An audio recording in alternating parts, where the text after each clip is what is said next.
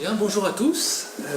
Alors voilà, nous sommes à la salle des ailes de la maison des étudiants, que nous remercions de nous accueillir aujourd'hui. Alors voilà, moi je suis Nicolas Prodhomme, doctorant invité par l'association Sorbonne Antique, et puis aujourd'hui je vais vous parler d'un sujet sur lequel l'association m'a demandé de travailler, à savoir les rapports entre violence et politique, et je trouvais intéressant de l'appliquer à mon sujet de recherche qui est somme toute assez exotique, à savoir un petit pays du Caucase, l'Ibérie, à ne pas confondre avec l'Ibérie d'Espagne, l'Ibérie, c'est-à-dire l'actuelle Géorgie orientale. Cet espace-là est donc un espace de contact au carrefour de deux univers, l'univers gréco-romain et l'univers iranien. Cet espace-là, ce royaume-là, se trouvait donc dans un espace, vous le voyez, situé entre la chaîne du Grand Caucase et que vous voyez au nord, et la chaîne du Petit Caucase au sud, marquant les limites de l'Arménie, dans le cours moyen de la vallée du fleuve Cyrus, qu'on appelle aujourd'hui Mtkvari ou Koura, entre les plaines, vous voyez, de l'Albanie, de l'actuel Azerbaïdjan à l'est, et la Colchide, donc la terre mythique de Jason et de la Toison d'Or à l'ouest. Cette Ibérie du Caucase était donc un nouvel espace découvert par les anciens avec les expéditions des impératores au 1er siècle avant notre ère. Ces anciens donc ont découvert un peuple ibère réputé pour son ardeur belliqueuse au combat, son talent pour l'art équestre et l'exercice des armes, illustré notamment par la visite à Rome du roi Pharasmanès en 142 de notre ère. Donc ce peuple qui est entré dans l'orbite romaine, qui était cependant à cheval aussi entre l'Arménie, l'Iran et d'autres États caucasiens. Cette Ibérie du Caucase, donc, qui évoluait dans un contexte marqué par une profonde instabilité, avec une quête de stabilité et de légitimité récurrente. L'usage de la violence, donc, chez ces Ibères-là, s'avérait courant, voire indispensable en cas de conflit politique. L'exaltation de la violence, sublimée dans la figure du roi chasseur et du chef militaire, constituait un puissant levier de légitimation, dont l'importance se retrouve corroborée à la fois par les récits des historiens romains, mais aussi dans la documentation épigraphique et iconographique de l'ancien royaume ibère. Cette contribution donc, que j'apporte ici entend enquêter sur les valeurs et les pratiques attachées à la violence au sein d'une cour royale d'Ibérie imprégnée d'un imaginaire iranien héroïsant la figure du guerrier d'élite. Alors c'est une étude qui entend croiser les sources, qui entend permettre de relier les indications des historiens classiques avec l'archéologie des sites palatiaux d'Armazis-Siré, de Diodoclis-Gora, l'épigraphie grecque et armazique, enfin par les sources médiévales, illustrées notamment par les chroniques géorgiennes du cartliste Trouvebra. Cette étude est enfin l'occasion de réfléchir sur la violence et ses liens avec le politique. Loin de n'être qu'un pur usage de la force à valeur transgressive ou contestataire, la violence s'exprime bien sur des terrains où les bornes de la légitimité sont contestées et ouvre la voie à une exacerbation des rivalités. Exacerbation des rivalités qui, cependant, laisse toujours ouverte la quête de nouvelles normes et références. Alors, deux parties pour cette étude. Une première dans laquelle nous étudierons quel était cet idéal belliqueux, guerrier, de la vaillance. Quel était cet imaginaire héroïque dans lequel le roi chasseur ibère pouvait évoluer. Et enfin, une deuxième partie où, à travers l'histoire peut-être de Radamiste, que l'on connaît à travers l'opéra ou la peinture, celle de Sabatelli, nous pourrions donc, à travers cette histoire de Radamiste, considérer un cas plus précis de l'application de cette violence dans cette histoire politique sombre et sordide de la cour d'Ibérie. Alors, première partie donc sur l'énergie belliqueuse des rois héros. Dès leur première apparition dans l'histoire romaine, en 68 avant notre ère, c'est-à-dire lors de la campagne de Lucullus contre Tigrane, roi d'Arménie, apparaissent les Ibères, dont Plutarque précise leur caractère belliqueux. Il y avait en face de Lucullus une nombreuse cavalerie et des corps d'élite, et tout en avant des archers mardes à cheval et des Ibères armés de lances, mercenaires étrangers sur lesquels Tigrane comptait le plus comme étant les plus belliqueux.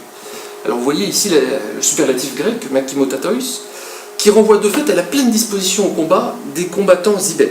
Alors cela renvoie certes ici au système militaire des Ibères, Les sources classiques nous font connaître donc une armée ibère composée à la fois de cavaliers et de fantassins.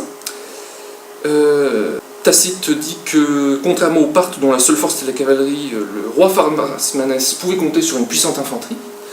Alors ce qui apparaît à travers de tels témoignages ici, c'est l'insistance sur les armes, les attributs guerriers portés par les soldats ibères. Alors les armes ici, ce n'est pas seulement un outil de la guerre, ce n'est pas seulement une caractéristique tactique, c'est aussi un puissant levier symbolique pour montrer comment le soldat illustrait son identité de guerrier, comment le soldat, à travers son arme, affichait ce qu'il était. L'arme était en quelque sorte un prolongement de l'être, un affichage de l'identité individuelle, et également de l'identité collective, bien entendu. Alors, certes, il faut comparer, bien entendu, ces guerriers ibères avec leurs autres voisins. Strabon fait une comparaison entre l'armement des Albaniens, des Ibères et des Arméniens.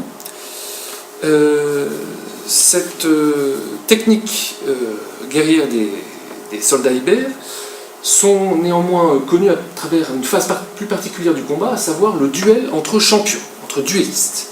Alors, un parallèle particulièrement intéressant permet de confronter certaines notices du récit de Tacite avec d'autres tirées de la Vie des rois.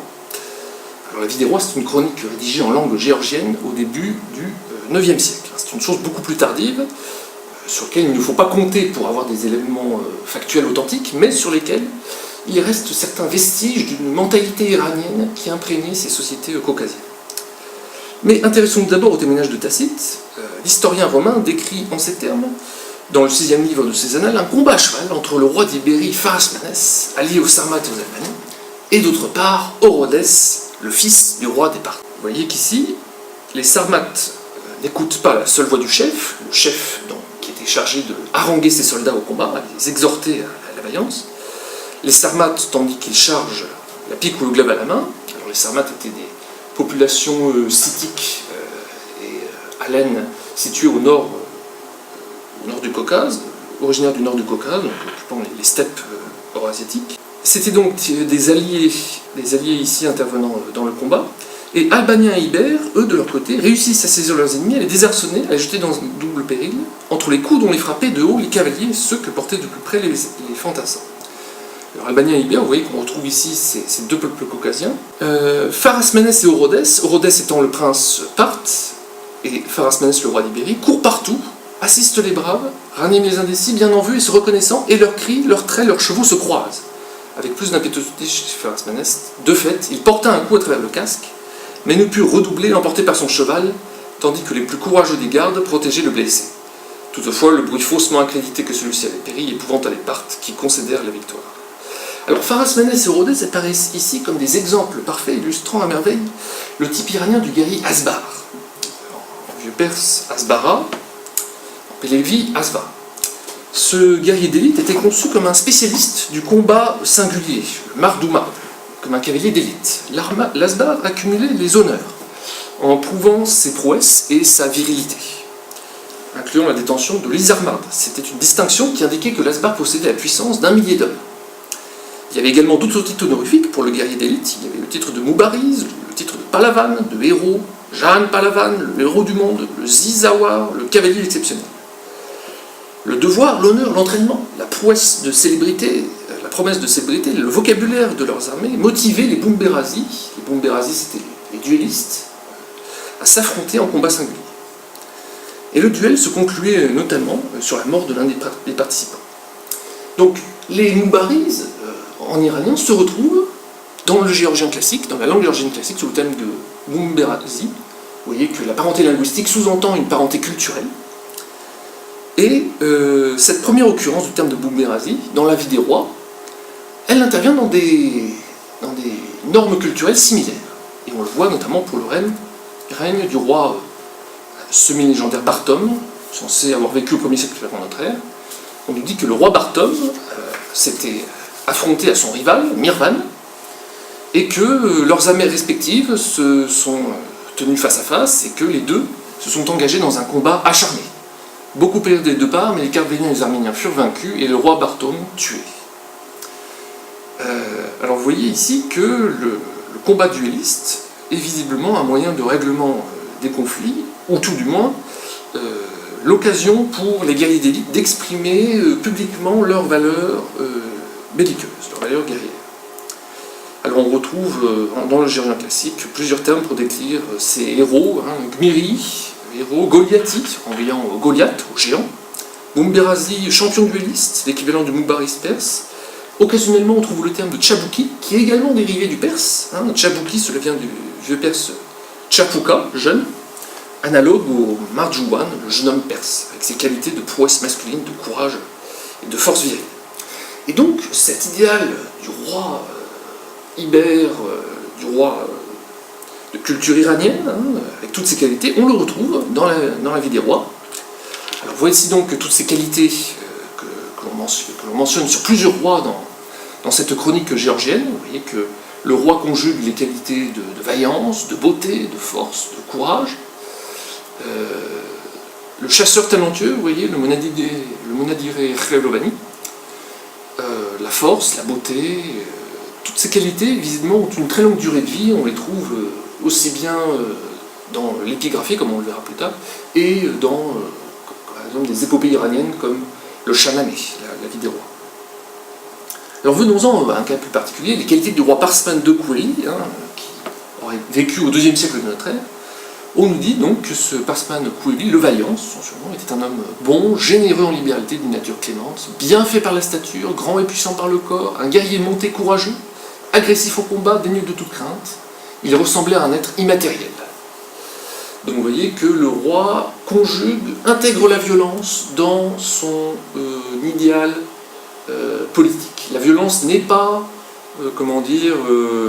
un moyen implicite, la tâche des bases d'œuvre que l'on va cacher, non, c'est quelque chose que l'on affiche. Cela fait partie prenante de l'éthos, de l'identité du roi ibère. Alors, ces traditions historiques pré-bagratides, qui célèbrent les exploits de la maison royale carvélienne, la décrivent conformément à un imaginaire héroïque des guerriers d'élite iraniens, un imaginaire qui a imprégné les mentalités des élites de toute la Caucasie du Sud, de tout le monde de culture iranienne. Et l'on peut considérer que chez les Ibères, les chants lyriques, les gossanes, ont pu fournir,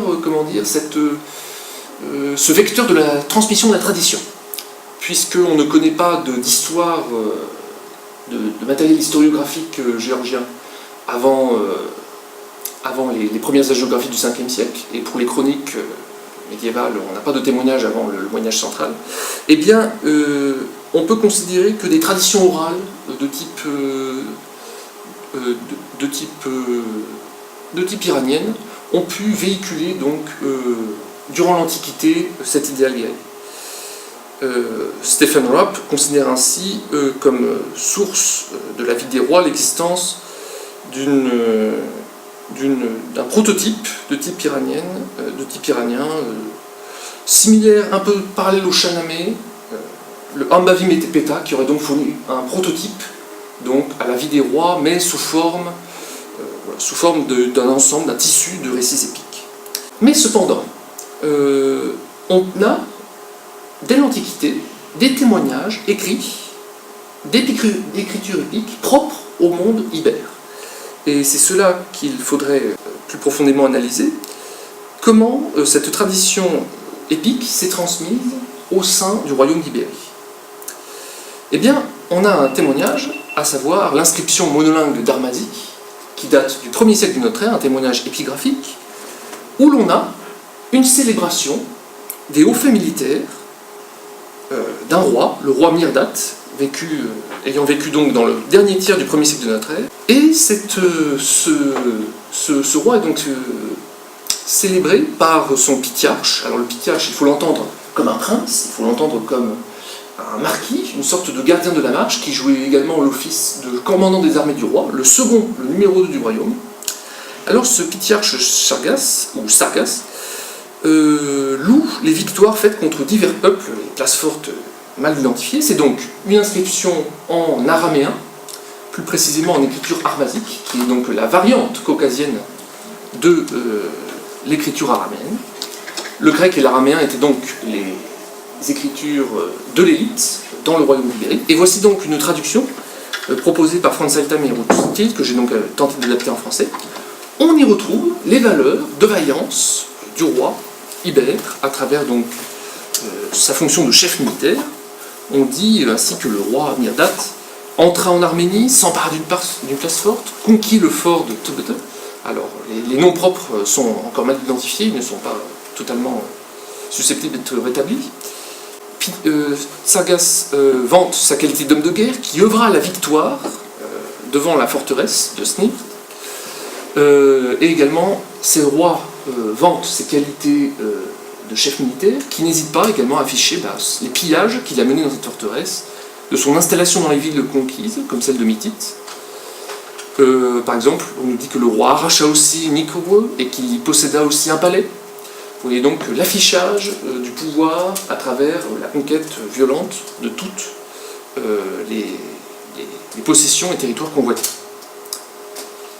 Surtout, la fin du texte nous dit que ces hauts faits produisirent de brillants exploits, littéralement les hauts faits dans l'éclat. Alors, cet idéal, visiblement cet idéal du caractère illustre d'un roi ibère au combat, cela renvoie à la notion typiquement iranienne de la roira, ou du phare, c'est-à-dire, littéralement, la gloire auréolant, illuminant le souverain. Alors cette roira, elle dépend de plusieurs choses, elle dépend de la légitimité du souverain, elle dépend de sa richesse, mais aussi de sa vaillance guerrière, sa vaillance au combat. Et cette roira, elle imprègne tout le monde iranien, tous les souverains d'Iran, d'Arménie, des Scythes, des royaumes d'Asie centrale. Elle est vraiment constitutive de l'identité des souverains de culture iranienne. Et vous voyez donc combien cette valeur s'illustre à travers différents témoignages épigraphiques, littéraires, antiques ou médiévaux. Autre témoignage épigraphique, mais cette fois-ci perçu du côté du monde romain, il s'agit d'un prince ibère du nom d'Amazaspos, qui appartient donc au début du IIe siècle de notre ère. On pense qu'il s'agissait du frère du roi Mithridate, ou du roi Mirdate, le frère du roi que nous venons de voir dans l'inscription de Chargas. Cet Amazaspos, on pense aussi qu'il faisait office de pitiarche du roi Mirdate, visiblement après Chargas, puisque cet Amazaspe était le frère de ce roi Mirdate ou Mithridate, et il est donc connu pour avoir participé aux côtés de l'empereur Trajan dans une campagne en Mésopotamie. Et donc c'est au cours de cette campagne qu'il aurait trouvé la mort, et l'épitaphe regrette que le décès d'Amazaspos soit intervenu avant que ce dernier ait eu l'occasion de prouver une nouvelle fois ses capacités militaires. Vous voyez qu'on trouve ici encore l'affichage des armes du guerrier ibère, la lance, l'arc, le tranchant de l'épée, à pied ou à cheval, donc visiblement l'importance de l'éthique guerrière trouve une place centrale dans l'identité nobiliaire des dynastes ibères. Cette inscription donc, a probablement été, certes, elle a été gravée en grec, donc dans la langue dans laquelle les Ibères communiquaient avec le monde romain, mais elle n'a pu être élaborée qu'avec l'accord de la famille d'Amazaspos. Donc la famille a dû donner son accord à cela, donc elle illustre pleinement les valeurs de l'Ibérie, même si elle a été produite dans un contexte gréco-romain. Cette inscription-là aurait dû se trouver à Nisibe, la ville de Séleucos Nicator, qui est mentionnée dans l'inscription, mais de fait, la pierre a été retrouvée à Rome. Aujourd'hui perdue, néanmoins, on sait qu'elle a été transférée à un moment donné à Rome, probablement lors de la rétrocession de Nisibe aux Perses, qui intervint donc sous Hadrien, ou bien peut-être lors de la visite de Pharasmanès à Rome en 140.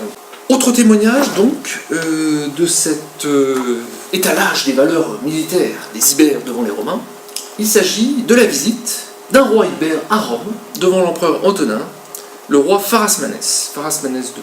Alors sur cette visite, nous possédons plusieurs témoignages. On nous dit que le roi Pharasmanès libère, chez Dion Cassius, dans une petite notice de son histoire romaine, cette visite a donc constitué des avantages mutuels à la fois pour Rome et pour l'Ibérie, puisque le roi d'Ibérie a pu augmenter ses territoires, tandis que le roi ibère garantissait à Rome le renouvellement de son alliance. De même, le roi d'Ibérie a pu obtenir un privilège exceptionnel que nous n'attestons seulement ici, que nous ne trouvons pas pour d'autres rois, à savoir le fait d'offrir une statue équestre dans le temple de Bellona.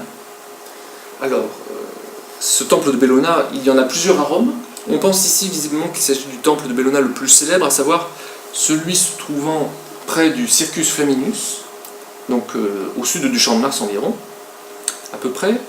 ce temple de Bellona était le lieu situé en dehors du Pomerium où se réunissait le Sénat, quand il recevait les ambassades étrangères, et également quand il recevait les généraux triomphateurs, donc, qui pouvaient entrer en armes dans ce temple-là, sans entrer dans l'enceinte sacrée du Pomerium.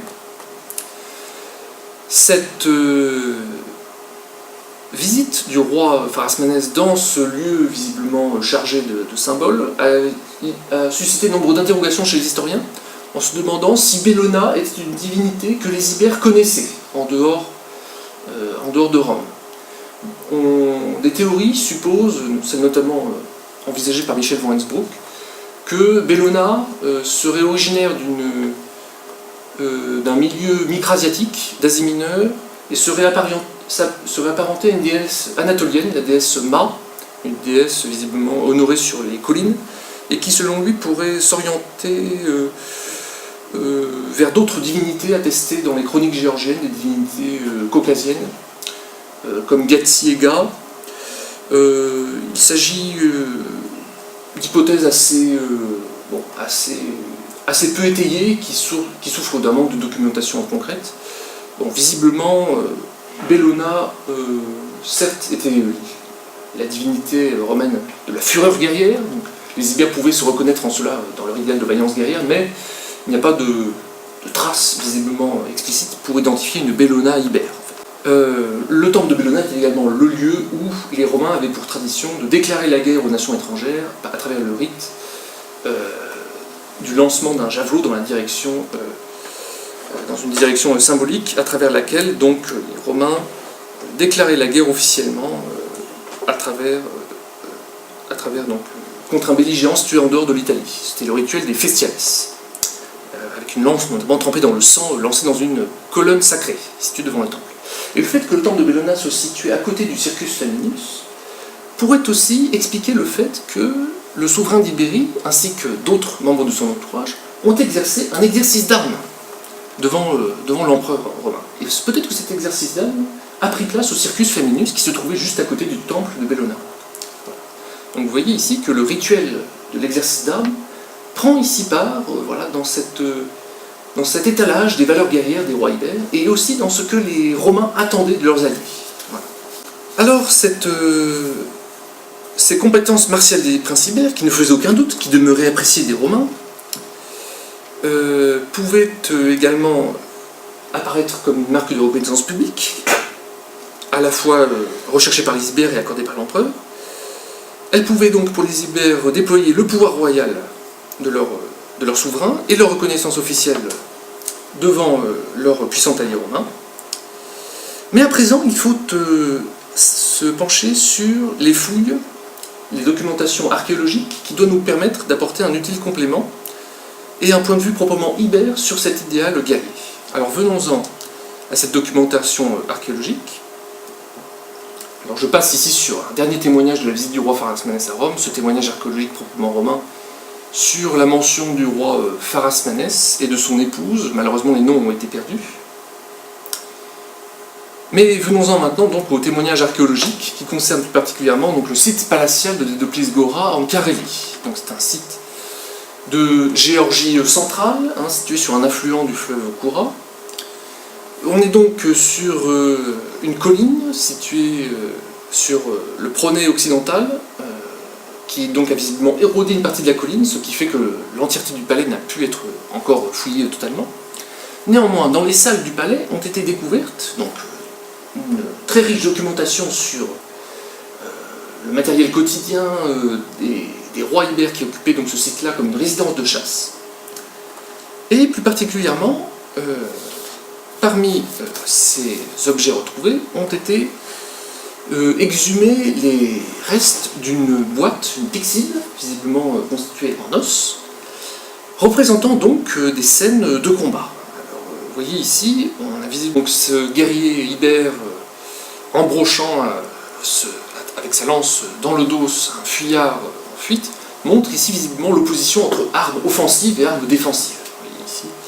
Donc on retrouve en tout cas cet étalage de la violence comme marque visiblement de la force affirmée et revendiquée.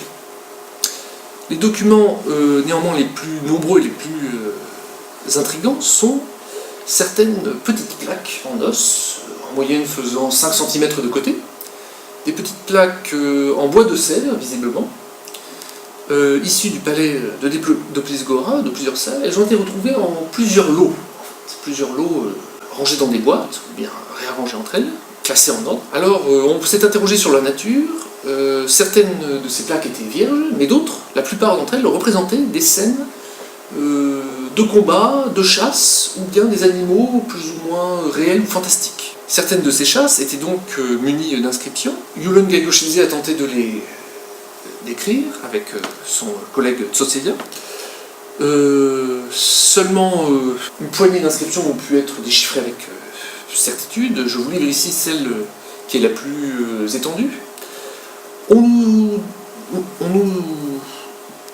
présente ici donc une plaque représentant un chasseur ibère brandissant un javelot, transperçant un sanglier. Vous voyez donc ici que le caractère simultané de l'image se voit ici parce que l'on a à la fois deux actes représentés en une seule scène, l'acte de lancer l'arme et l'acte où la bête, où le gibier est atteint par le javelot.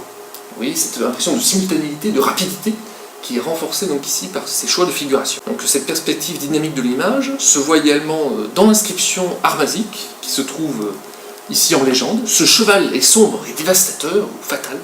Ceci est un trophée. Alors comment comprendre cette image, cette iconographie palatiale, et comment l'interpréter? Alors, on a ici visiblement, selon Yulon Gagoshize, un matériel qui servait, un matériel que l'on pourrait rapprocher de nos cartes à jouer en fait. Ces cartes-là, représentant soit des animaux fantastiques, soit des animaux de chasse, représentaient visiblement plusieurs rôles, comme aujourd'hui notre roi de cœur ou notre as de pique, et chacune de ces cartes avait une force ou une valeur dans le jeu. Voilà. Et les cartes vierges pouvaient par exemple représenter des jokers. On connaît plusieurs jeux de cartes au Moyen-Âge, en Géorgie, dans les royaumes géorgiens, comme le Ganjapa. Il pouvait peut-être s'agir d'un jeu